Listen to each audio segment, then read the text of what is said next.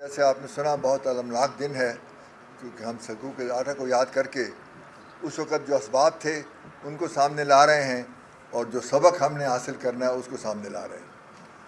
तो उसमें मेरे अंदाज़े के मुताबिक 5 या 6 अवामिल हैं जिसकी वजह से वहाँ पे एहसास मालूमी ज़्यादा हुआ और अल्टीमेटली वो 2 लाख हुआ। सबसे पहले जो हमारी गलती थी वो ये थी कि 1948 में ऐलान हुआ कि हमारी कौमी ज़बान उर्दू होगी। हालांकि वो अक्सरियत थी और उनकी बंगाली ज़ुबान जो है वो हमसे बहुत मुख्तलिफ थी। हिंदुस्तान ने 14 ज़ुबानें को कौमी ज़ुबान बनाया था ताकि तमाम सूबों को हो, और हमने उसको किया। उसका हमने अजाला 56 में किया जब नया आइन बना, लेकिन उस तक बंगाली लैंग्वेज मूवमेंट शुरू हो चुकी थी जो चलती रही और उसका शाखसाना हमने देखा। उसके बाद दूसरी ज़्यादती ये हुई कि 1955 में जब बातचीत हो रही थी आइन बनाने की, तो उस वक़्त उनकी आबादी 54% थी और अक्सरियत थी उनकी, लेकिन हमने उनको अक्सरियत के मुताबिक, आबादी के मुताबिक सीटें नहीं दी, बल्कि एक आर्टिफिशियल पैरिटी यानी एक मसावात पैदा करके यहाँ के 4 सूबों को 1 यूनिट बनाया और 300 में से 150 सीटें दी। तो वो दूसरी जमहूरी उसूलों का इनहराफ था जिसका हमें नुकसान हुआ। उसके बाद तीसरा अलमिया मार्शल लॉ की शक्ल में आया। 3 साल के बाद अगर वो अमल चलता रहता जमहूरी और फरवरी 59 में इलेक्शन हो जाते तो जमहूरी अमल चलता रहता। और जैसा आपको यह पता है कि जब जैसा भी जमहूरी अमल था उसमें नाज़िमुद्दीन, सोहरावर्दी, मोहम्मद अली बोगरा ये बंगाल के वज़ीर आज़म रहे। तो उसके ना होने से हमें जो मुसीबत पड़ी वो यही था कि मार्शल लॉ में तमाम इक़्तिदार अयूब खान के हाथ में था और वहाँ वसाइल दिए गए लेकिन इख्तियार नहीं दिया गया।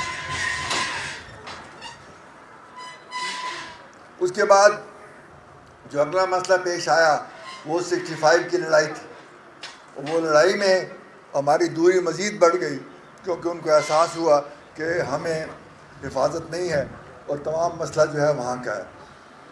तो 65 की लड़ाई के सिर्फ 6 महीने के बाद जो 6 नुकाती एजेंडा था, 6 पॉइंट मुजीब का फार्मूला, वो हमारे सामने आया जिसमें मैक्सिमम ऑटोनॉमी मांगी गई।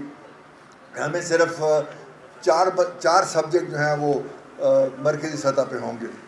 और उसके बाद आपने देखा कि जब अयूब खान ने इक़्तिदार याह्या खान को दिया तो उन्होंने वो पुराना फार्मूला वापस कर दिया और मशरक़ी पाकिस्तान को अपनी 162 सीटें 300 में दे दी। और उन्होंने 6 पॉइंट पे अपना इलेक्शन लड़ा और 162 में से 160 नशिस्तें हासिल की, लेकिन हमने उनको इक़्तिदार नहीं दिया और वो उसकी वजह से वहाँ पे एजिटेशन शुरू हो गई और हमने उसको सप्रेस करने के लिए मिलिट्री एक्शन किया जिससे दूरी करीबन जो रहा कसर थी वो भी पूरी हो गई।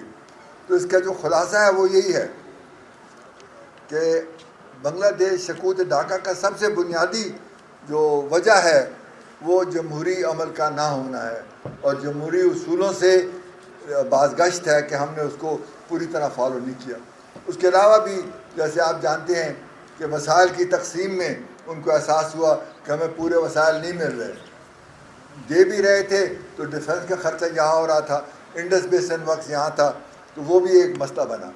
फिर मुलाजमतों में जितनी सीनियर पोजीशन थी वो उनके पास नहीं थी मशरक़ी पाकिस्तान की, बल्कि बिज़नेस के जो थे लीडर थे वो भी यहाँ से बंदे ले जाते थे, मैनेजर वगैरह वर्कर्स वहाँ से रखते थे।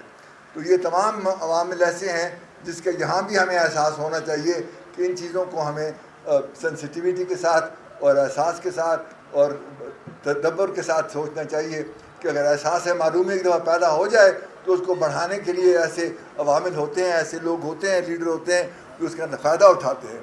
इसलिए अगर जैसा कि पहले आपने सुना कि एक तो हमें वोट को इज़्ज़त देना है, जमहूरी पासदारी करनी है, वसाइल की तकसीम मुनासिब करनी है, हर एक की जो एहसास मालूमी है उसका मदावा करना है और तभी जाकर मुल्क कायम रहते हैं और तरक्की करते हैं।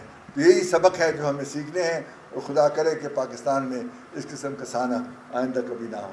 आखिर दावाना अल्हम्दुलिल्लाह।